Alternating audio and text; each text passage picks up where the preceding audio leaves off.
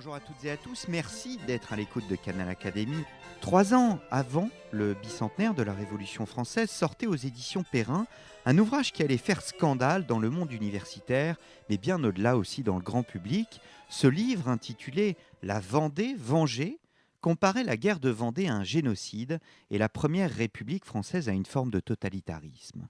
Issue d'une thèse, l'œuvre avait été soutenue par un certain Pierre Chaunu.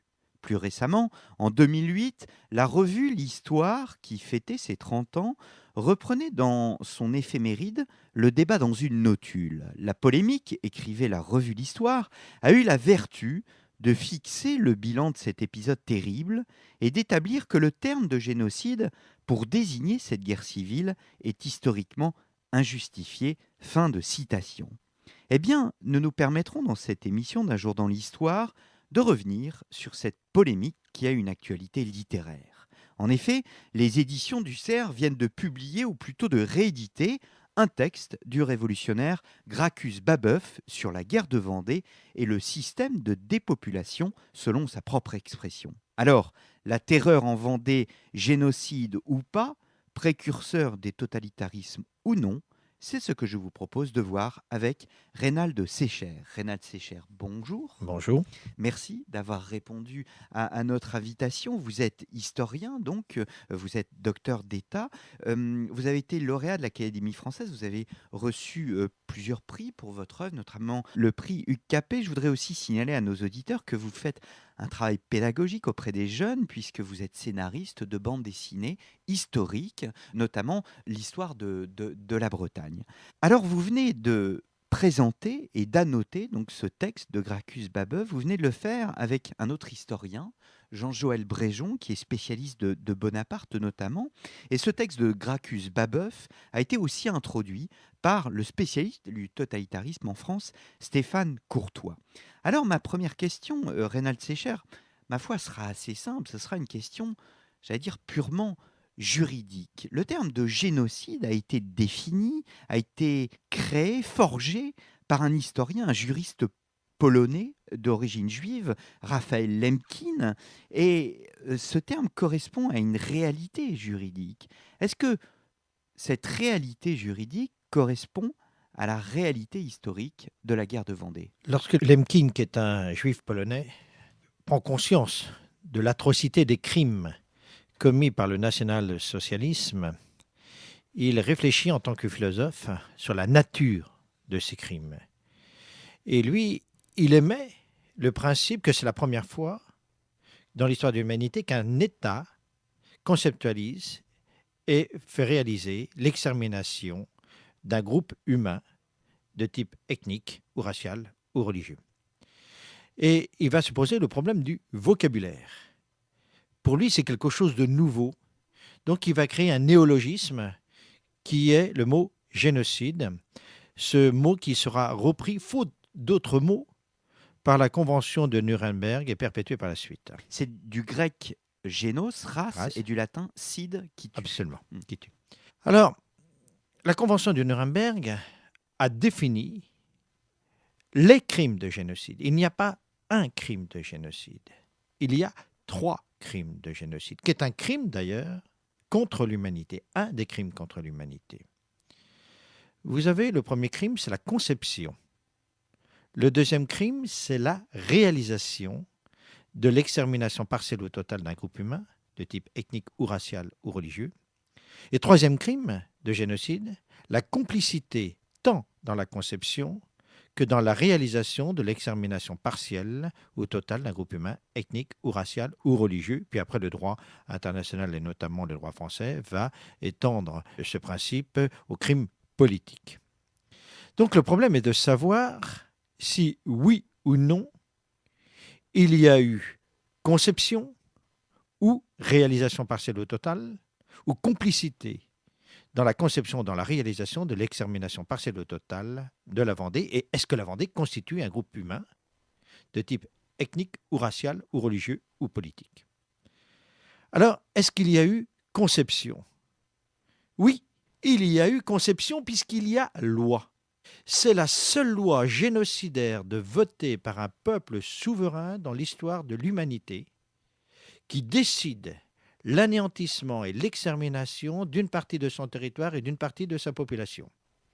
Nous n'avons eu aucune loi de cette nature dans l'histoire de l'humanité. Je vous défie de m'en trouver une autre. Il y a donc bien conception, puisqu'il y a eu 2 lois d'anéantissement et d'extermination en Vendée. La première loi date du 1er août 1793. Elle est double. On décide, on vote.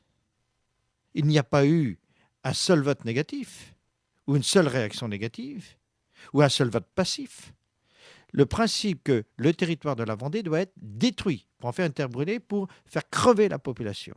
Et deuxièmement, de déporter cette population qui est idéologiquement indésirable sur le territoire de la Vendée afin de repeupler la Vendée par de bons citoyens régénérés. D'où le terme de Vendée vengée.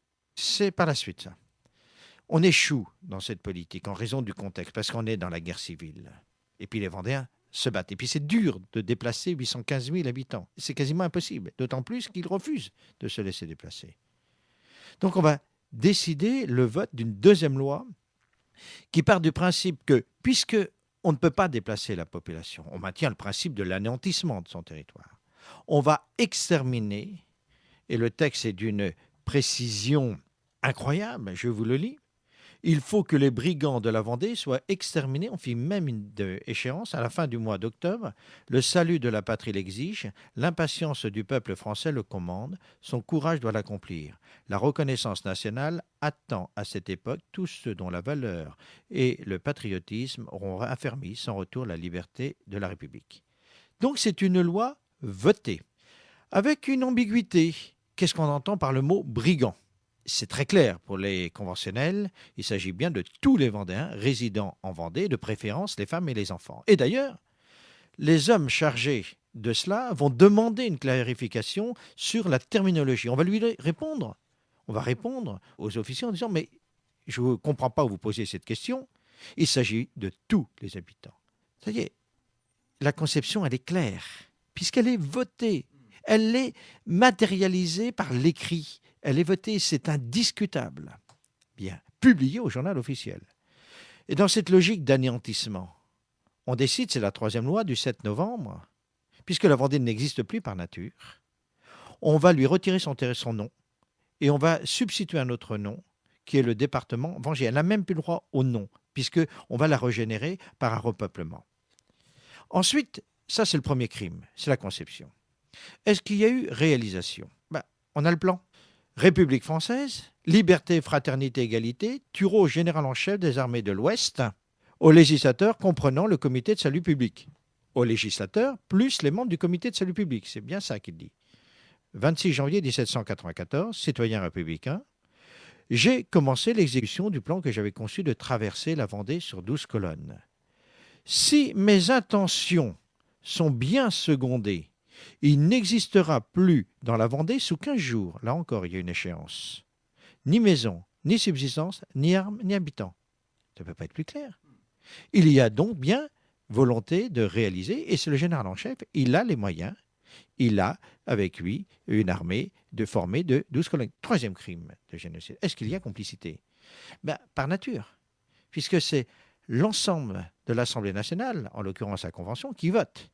Et Turreau n'était pas seul, par nature, à mettre en œuvre le plan d'extermination. Donc c'est à la fois tout le gouvernement, toute l'Assemblée nationale, tout le corps politique, toute l'armée qui est concernée par la mise en œuvre. Donc il y a 3 crimes de génocide. Et c'est sans doute un cas unique dans l'histoire de l'humanité. On a les preuves matérialisées par l'écrit, par le vote, de ce volonté d'exterminer, d'anéantir un territoire qui est parfaitement défini, 10 000 km², la population est dénombrée et la population est parfaitement ciblée.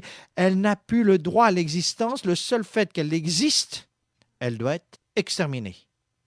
Il n'y a pas aucune possibilité pour elle de demander pardon, de faire un acte de contrition, de revenir. Elle est devenue une population impure. Il faut donc la nettoyer. Tout ça, ce sont les mots utilisés par les révolutionnaires. Ça peut être un vocabulaire qui vous choque, mais ce sont une terminologie révolutionnaire. C'est une race impure, et parce qu'elle est impure, elle n'a plus le droit à l'existence. Et comme elle n'a plus droit à l'existence, on va cibler de préférence ce qui permet la reproduction, c'est-à-dire la femme, et ce qui permet la survie biologique, mais aussi la survie de la mémoire des enfants. Et c'est pour ça que tous les carottages que nous avons faits dans cette Vendée militaire, on prend des exemples très connus comme les Luxe au Boulogne, 80% des gens exterminés sont des femmes et des enfants. Ce n'est pas par hasard. Donc, c'est exactement la même chose qu'on a retrouvé ailleurs. Lénine, lorsqu'il décide d'exterminer des morceaux de son territoire, c'est la même chose. Staline, Hitler, Pol Pot, etc., c'est la même logique totalitaire. Nous sommes le peuple qui doit vivre, les autres, l'autre partie est le peuple qui n'a qu'un seul droit, celui d'être tué, de disparaître, de mourir. Donc, c'est un génocide. Alors, ce qu'il y a d'intéressant, c'est que vous avez choisi un texte. Alors, d'abord, est-ce que vous avez choisi ce texte de Babeuf? Et pourquoi Babeuf? Alors, Parce que Babeuf, j'allais dire pour le commun des mortels, Babeuf apparaît comme un des acteurs de la Révolution française et même comme un précurseur du socialisme. alors, vous avez raison, effectivement. Lorsque j'ai soutenu ma thèse, comme vous le rappeliez dans votre introduction, avec Pierre Chenu et Jean Meyer, qui s'intitulait Contribution à l'étude du génocide franco-français, la Vendée vengée. Ce texte, à l'époque, avait suscité un grand émoi. Et entre autres, on disait qu'on ne pouvait pas utiliser rétroactivement le concept de génocide, d'autant plus qu'à l'époque des événements, on n'avait pas conscience de la spécificité du crime commis. Je ne vais pas parler de la notion de rétroactivité. Le droit international a tranché en la matière et l'Assemblée nationale elle-même a tranché en la matière puisque rétroactivement, on a reconnu entre autres le génocide arménien. Et puis, il y avait une énorme ambiguïté dans cette idée, c'est que comme le terme de génocide avait été défini et dicté pendant le génocide juif, ça veut dire qu'une partie du génocide juif n'aurait pas été considérée comme un génocide, ce qui était complètement aberrant. La notion de rétroactivité ne fonctionnait pas par nature.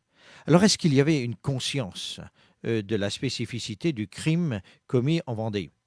Indiscutablement, puisqu'on a décidé au sein de l'Assemblée nationale de l'époque, c'est-à-dire la Convention, de voter. Donc ça veut bien dire qu'on a une volonté clairement définie dans l'esprit, celui d'éradiquer tout un peuple. Et au-delà de tout cela, il y a eu un certain nombre d'historiens, de politiques, de militaires et de journalistes, dont Gracchus Babeuf, qui ont été bouleversés par ce qui était fait en Vendée. Et Babeuf, qui est effectivement un révolutionnaire et est considéré comme le père du communisme, s'est choqué qu'il se sent le besoin d'écrire ce livre qui est une commande. C'est Fouché qui est lui-même un criminel contre l'humanité. Son passage à Lyon a marqué le corps humain et le corps philosophique de Lyon qui s'en rappelle encore. Bien. Et il veut créer un bouc émissaire, en l'occurrence Carrier. Il veut l'entraîner devant les tribunaux pour crime contre l'humanité. Ce concept est parfaitement clair pour les juristes et les politiques à l'époque. Et Carrier va être condamné d'ailleurs pour crime contre l'humanité. Et Babeuf va rédiger cet ouvrage qui n'est pas un pamphlet, contrairement à ce que l'on peut imaginer, et qui va réaliser cet ouvrage à vif. Et c'est un ouvrage d'une incroyable profondeur et d'une incroyable justesse. C'est-à-dire qu'il conçoit parfaitement la spécificité du crime commis en Vendée et constate que le vocabulaire français n'a pas la terminologie adéquate. Donc il va créer des mots nouveaux comme nationicide, comme populicide, etc. Et d'ailleurs, ça nous ramène à Lemkin. Lorsque Lemkin écrit son ouvrage, il n'a pas la connaissance historique de ce qui s'est passé en Vendée. Ça veut dire que les problèmes auxquels se heurte Lemkin 150 ans après Babeuf sont exactement de même nature, devant les mêmes phénomènes, devant les mêmes constats, devant les mêmes raisonnements. Comment classer, comment appeler ces crimes spécifiques que tous deux considèrent comme uniques.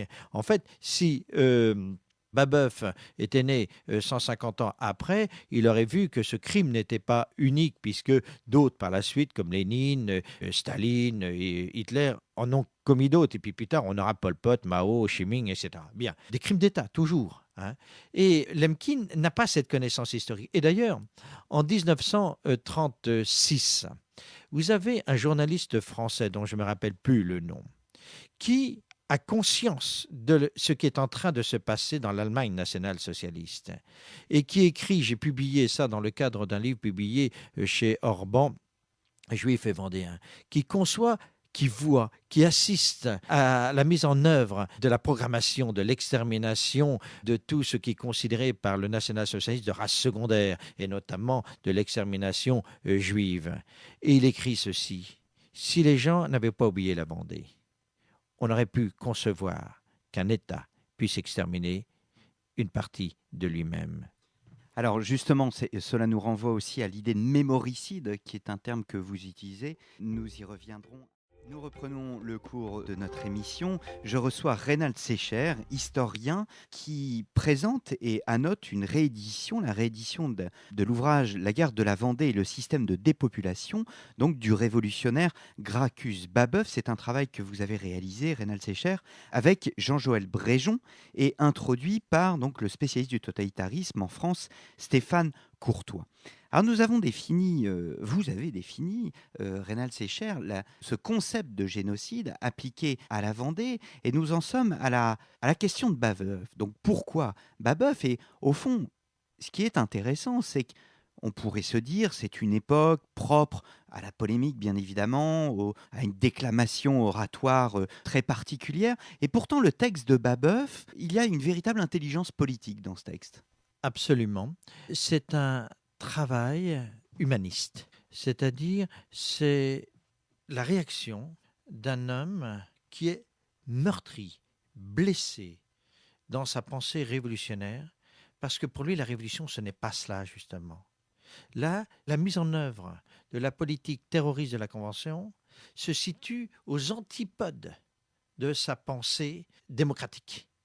Et il n'accepte pas qu'au nom d'une idéologie, on puisse totalitaire, de nature totalitaire, on puisse être amené à exterminer, à interdire le droit à l'autre d'exister. Et ce qui est intéressant dans ce document, d'ailleurs je ne sais pas, c'est une interrogation que je me pose, c'est comment Babeuf, qui est acteur de l'histoire, qui est aussi témoin de cette histoire, a pu accéder à autant de documents. Et je suis bien placé pour le faire, puisque ces documents cités existent.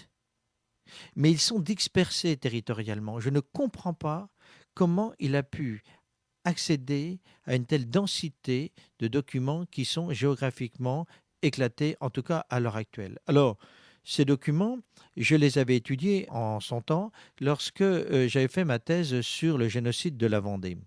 Et ce travail sur le génocide de la Vendée est un travail universitaire qui s'appuie exclusivement sur les documents, rien que les documents, comme disait Jean Meyer, c'était vraiment une prescription, le document, rien que le document. Et donc, j'ai fouillé. Et j'ai retrouvé ces documents, mais à l'époque, je ne connaissais pas le livre de Babeuf. D'ailleurs, il n'était pas connu. Et c'est tout à fait par hasard s'il a été découvert ou redécouvert par Jean-Joël Bréjon, qui à l'époque, à la suite de l'apparition de mon ouvrage, par hasard, me l'a notifié. Et je suis allé lire ce livre. Et j'ai découvert en fait la richesse incroyable de sa documentation, de même que son analyse. Et ça nous revient à une question que vous avez soulevée tout à l'heure. Est-ce qu'à l'époque, on avait conscience de la spécificité du crime? Je vous avais répondu oui, au niveau politique, puisqu'on l'avait voté. Oui, aussi au niveau des militaires, puisque certains avaient dénoncé ce crime contre l'humanité. Mais oui, aussi au niveau d'un certain nombre de témoins oculaires, notamment, comme Babeuf, qui écrit l'histoire, c'est un journaliste, et qui a parfaitement conscience de cette spécificité et qui la dénonce par le livre, par l'écriture, par le raisonnement, par les textes. Donc c'est un document juridique Et malheureusement, c'est un document qui est passé à la trappe de l'histoire. Et s'il n'avait pas été oublié, eh bien, sans aucun doute, il aurait pu influencer les contemporains de Lénine, de Staline ou d'Hitler, qui auraient pu imaginer, concevoir, voir ce que ces dictateurs étaient en train de faire dans leur propre pays. Mais effectivement, il fait même, j'allais dire, au-delà du travail d'historien, il fait même un travail sociologique que ne renieraient pas même des géographes aujourd'hui, de présentation de la population de la Vendée dans une première partie. Absolument. Alors ça, c'est vraiment classique à l'époque, hein. Lorsqu'on aborde un problème politique, juridique, économique, on présente les mœurs des populations. Ce n'est pas quelque chose qui lui est spécifique. Je dirais presque que c'est un aspect automatique des choses. On aime bien définir la matière sur laquelle on va œuvrer, hein. Et d'ailleurs, c'est toujours le même vocabulaire, description des mœurs, etc. Ce qui, d'ailleurs, en termes de terminologie, nous surprend beaucoup, hein. Mais c'est quelque chose d'usuel pour toutes les statistiques. On présente les gens sur ce que l'on croit être leur spécificité. Alors, au-delà de cette présentation, il me semble important de revenir sur les causes de la guerre de la Vendée. C'est un point qu'analyse Babeuf et que vous reprenez, vous, dans votre introduction. Oui, mais ce n'est pas des causes spécifiques à la Vendée. Vous savez, en mars 1793, lorsque la Vendée s'insurge, elle n'est pas unique dans cette insurrection. Grosso modo, c'est 60 à 65% du territoire national qui s'est insurgé contre Paris. Parce que Paris a mis en place une politique terroriste qui nie les droits fondamentaux des autres. Je prends des exemples très simples. Par exemple, le droit de parler une autre langue que le français. Alors, ça nous semble surprenant à l'heure actuelle. Mais à l'époque, qui parlait le français? L'impôt qu'on a doublé, triplé, quadruplé, le service militaire obligatoire, etc. Les gens en ont ras-le-bol, tout simplement. Et ils s'insurgent pour obtenir le droit d'être, tout simplement. Donc, ce qui se passe en Vendée n'est pas une spécificité. La guerre civile en Vendée n'est pas une spécificité. Vous savez, la France est en guerre civile. La guerre civile, elle est plurielle. Nous l'avons en Bretagne, nous l'avons dans le Berry, nous l'avons en Normandie. On l'a un peu partout, la guerre civile. Ce n'est pas la guerre civile qui est spécifique en Vendée. Ce qui est spécifique en Vendée, c'est vraiment la mise en œuvre de l'extermination. Et si cette extermination avait réussi, et Solzhenitsyn avait très bien vu ça, c'est-à-dire s'il n'y avait pas eu Thermidor, il y aurait eu d'autres Vendées en France. C'est-à-dire la deuxième région qui était programmée pour être exterminée était la Bretagne. Et puis il y en aurait eu d'autres après. Ouais.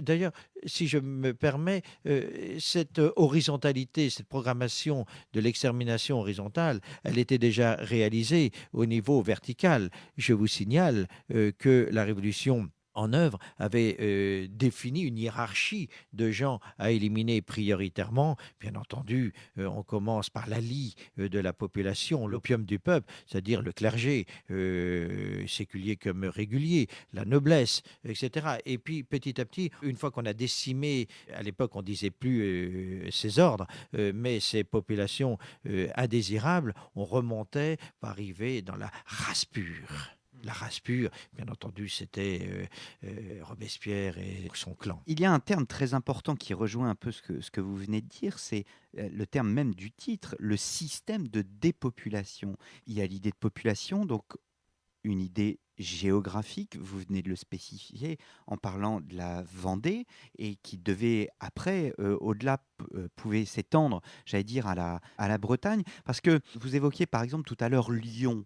Lyon, ce n'est pas un génocide, non. On ne peut pas considérer cela comme un génocide, parce qu'il n'y a pas cette idée de population cantonnée, de géographie. Non, il n'y a pas d'idée. Si, à Lyon, il y a bien une idée, un concept de géographie, mais il n'y a pas l'idée d'exterminer, d'éradiquer la population de Lyon. Il y a une idée de punir la population, de la décimer, mais pas d'éradiquer. En Vendée, il s'agit bien d'éradiquer, de rayer. Le Vendéen n'a plus le droit à l'existence. Le Lyonnais a le droit à l'existence parce qu'on lui donne le droit d'être régénéré, mais pas les Vendéens.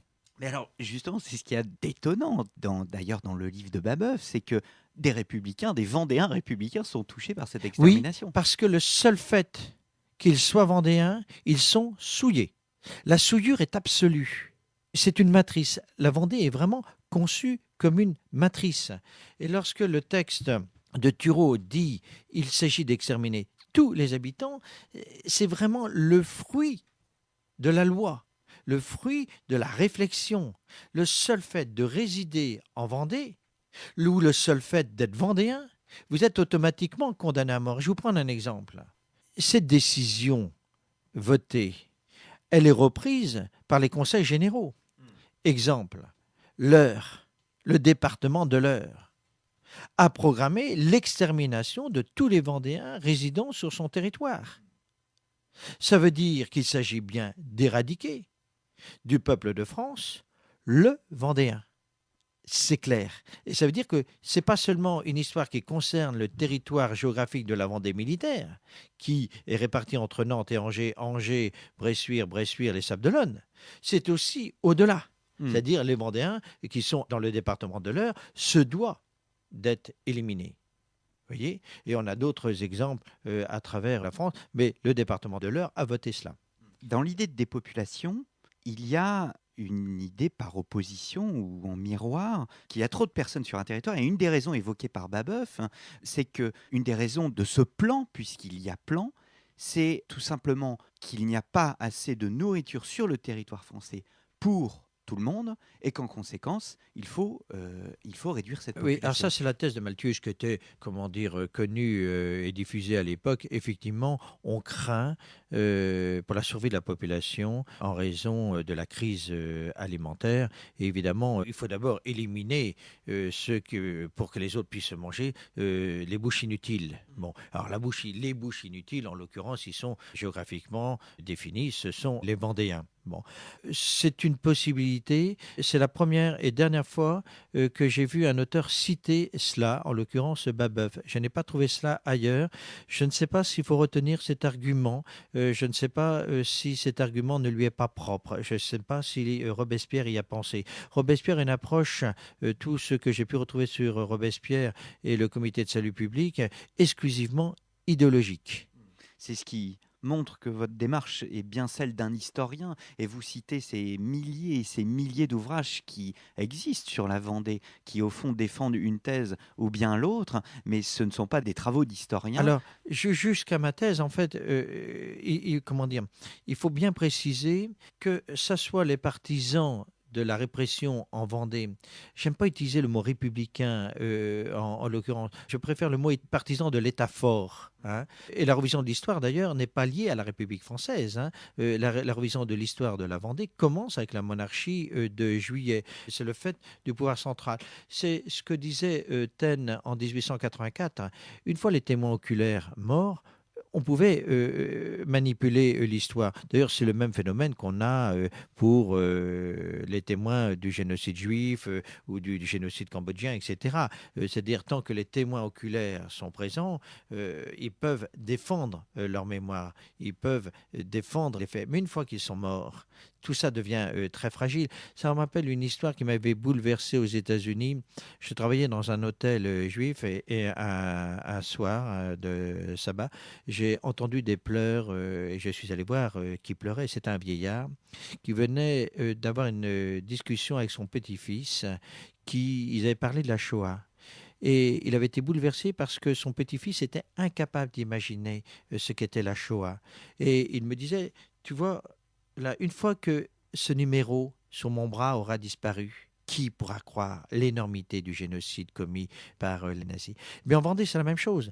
Taine l'a parfaitement vu en 1884, mais d'autres témoins, à partir de 1830, dénoncent le révisionnisme de l'État. Et d'ailleurs, c'est pour empêcher cela que Louis XVIII et Charles X ont stimulé la rédaction d'un certain nombre d'écrits de la part des survivants, afin que cela ne s'oublie pas. Et d'ailleurs, c'est une des causes avancées par Babeuf pour son livre, en disant il faut que les gens sachent ce qui s'est réellement passé en Vendée et qu'on n'oublie pas. On n'oublie pas pour ne pas oublier. On n'oublie pas pour que cela ne se renouvelle pas. Et d'ailleurs, Lemkin dit exactement la même chose. Tous les grands auteurs qui ont réfléchi sur ces crimes contre l'humanité sont travaillés par le même problème. Il ne faut pas oublier. Il ne faut pas oublier pour que cela ne se renouvelle pas. Et malheureusement, l'homme est l'homme et on oublie. hein.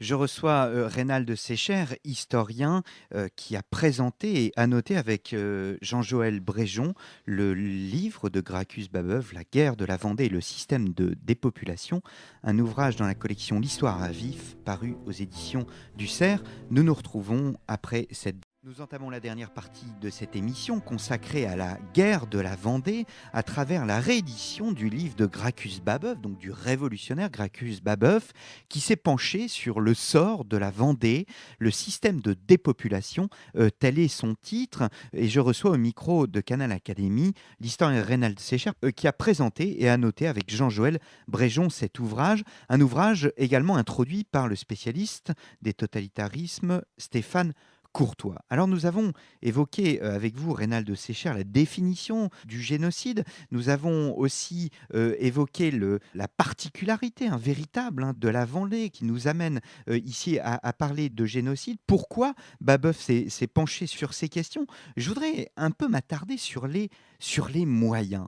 J'ai été complètement surpris, même abasourdi, de voir que certains moyens, au fond, auraient pu être utilisés si les techniques avaient été meilleures et finalement les techniques qui vont être testées à la fin du XVIIIe siècle sont des techniques qui vont être utilisées beaucoup plus tard au XXe siècle, notamment dans l'utilisation du gaz. Vous présentez un personnage qui soutient devant la Convention qu'il peut exterminer des populations entières grâce à un gaz en lançant une boule de cuir. Voilà. Alors, la problématique, elle est très simple. Il s'agit d'anéantir un territoire de 10 000 km². Ça, c'est très simple. Il suffit de mettre le feu, de couper les bois. Ça, c'est simple. Bon, c'est la politique, ce qu'on appelle la politique de terre brûlée. Exterminer 815 000 habitants, c'est beaucoup plus difficile. C'est la première fois qu'on conceptualise cela. Et la mise en œuvre d'une telle politique est nouvelle. Donc, on va tatillonner. On ne sait pas comment faire. Et en fait, il y a 3 étapes. La première étape, c'est l'utilisation de moyens classiques. Bon, la guillotine, les noyades, les fusillades. Mais la guillotine coûte cher, vous le dites. Oui, alors, il y a 2 problèmes par rapport à tout cela. C'est la lenteur de la chose. Vous savez, le record journalier de la guillotine, je crois que c'est 33 têtes. C'est très lent, la guillotine. Et c'est le coût. C'est un coût énorme. On n'imagine pas le coût que cela représente. Vous savez, quand on coule un bateau au centre de la Loire, le bateau coûte 2000 francs.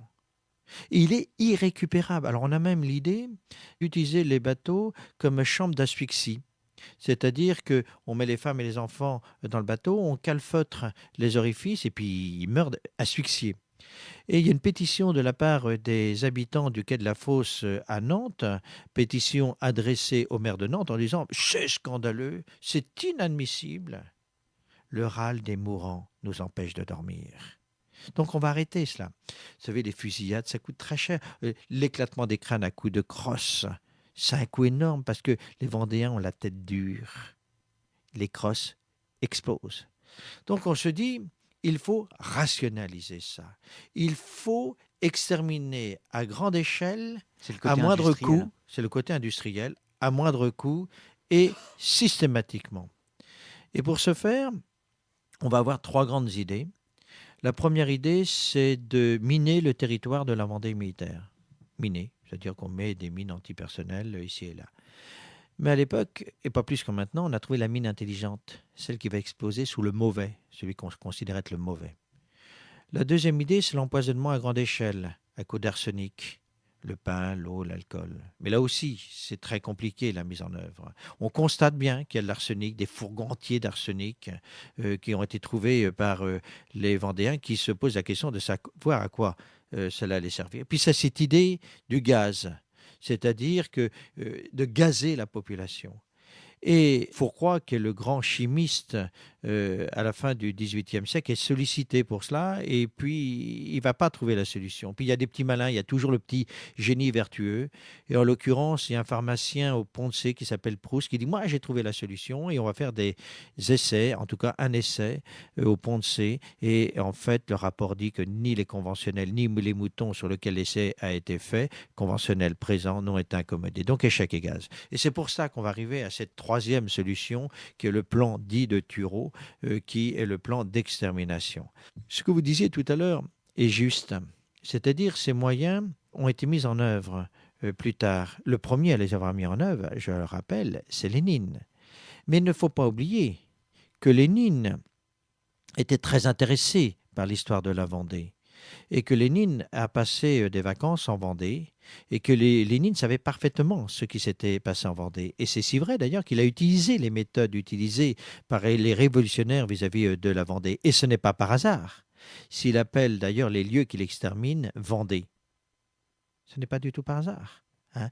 Je me souviens d'un reportage d'un film que j'ai fait il y a 1 an pour la première chaîne de télévision russe. C'était pour l'affaire de Tambov. Il ne comprenait pas pourquoi Lénine appelait Tambov Vendée.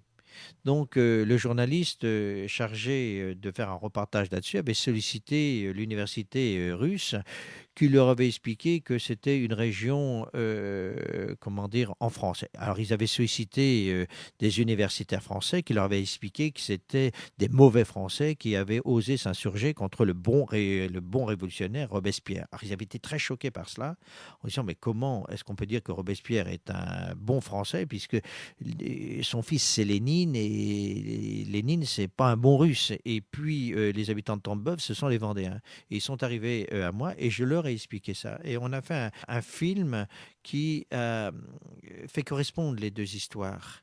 Et c'est incroyablement similaire dans la réalisation de l'extermination, et aussi dans la terminologie utilisée, brigands, etc., etc. Donc, Lénine est vraiment le fils de Robespierre, comme Staline, comme Hitler, etc. Il y a une filiation directe, comme Pol Pot, Ho Chi Minh, qui sont venus étudier cela en France. Il ne faut pas oublier que Pol Pot, comment dire, a séjourné longuement en France, et son héros est Robespierre. Bon, on pourra en citer d'autres, Mao, etc. Bien. Donc, il y a vraiment une filiation. La Vendée est une matrice.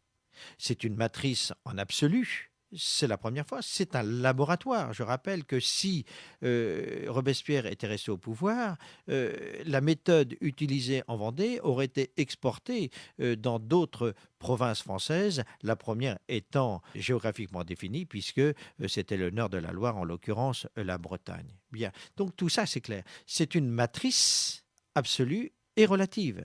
C'est-à-dire qu'à partir de cette matrice, de cette méthode, eh bien, on va l'utiliser avec une petite nuance. On sait qu'il ne faut pas laisser d'écrit. Parce que lorsque Robespierre tombe, les députés, les hommes politiques sont bouleversés, parce qu'ils se disent, mais le monde va savoir ce que nous avons fait, ce crime contre l'humanité. Mais aussi les générations futures vont le savoir. Donc il faut gommer ça dans notre histoire. Donc nous donnons l'ordre de détruire tous les papiers relatifs à cette histoire. Et on a un écrit extraordinaire, cela s'oubliera avec le temps. Manque de peau. Ils ont oublié 2 choses. La première, c'est que les lois votées sont publiées au journal officiel. Donc il aurait fallu détruire tous les journaux officiels, ce qui était impossible. Puis deuxièmement, Robespierre a tellement peur, se méfie tellement des généraux, qu'il a demandé à chaque général qui a œuvré en Vendée de rédiger de manière journalière un double rapport, un envoyé au pouvoir politique, c'est-à-dire à la Convention et au Comité de salut public, et l'autre au ministère de la Guerre.